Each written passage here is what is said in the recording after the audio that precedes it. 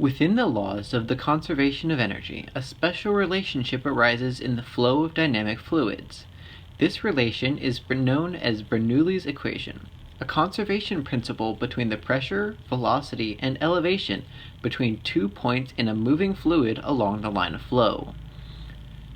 For an ideal fluid, a fluid that is both frictionless and incompressible, Bernoulli's equation states that the sum of kinetic and potential energies remain constant in a system over both time and over distance along the flow line.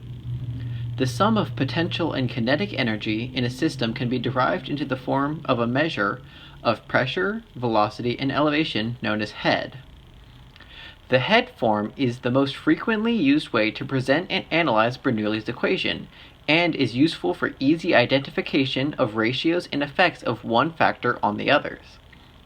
Because the sum of the factors in the equation equals a constant, it can be equivalated with itself to solve for other factors between two different points along the line of flow. This equality of Bernoulli's equation is what I am setting out to prove in this project. My plan is to use the exit of a small valve to be my reference point 2, and a valve of the same diameter as that of the hose to be an analog for the interior of the hose to be my reference point 1.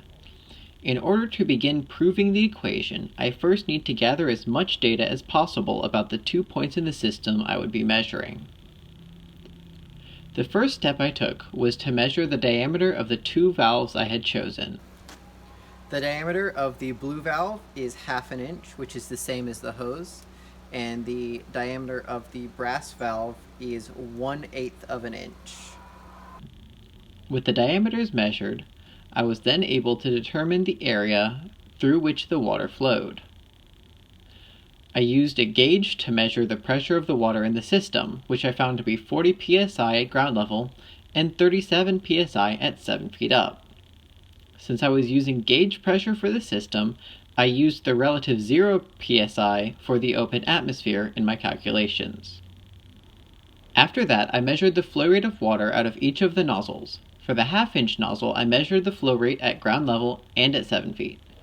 I only measured the flow rate out of the 1/8 inch nozzle at ground level due to technical difficulties. In an ideal case, the flow rate for each nozzle would be the same, but due to the size and shape of nozzles chosen, there were some losses and inefficiencies.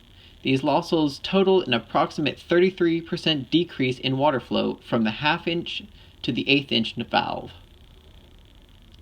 With both flow rate and area determined, I could then calculate the outgoing velocity of the water from each nozzle.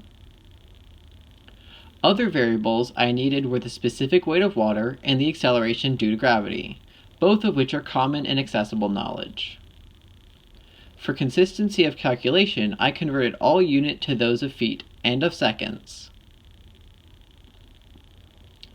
Now with all the data gathered, I can plug in each of the datum and prove the equality of Bernoulli's equation.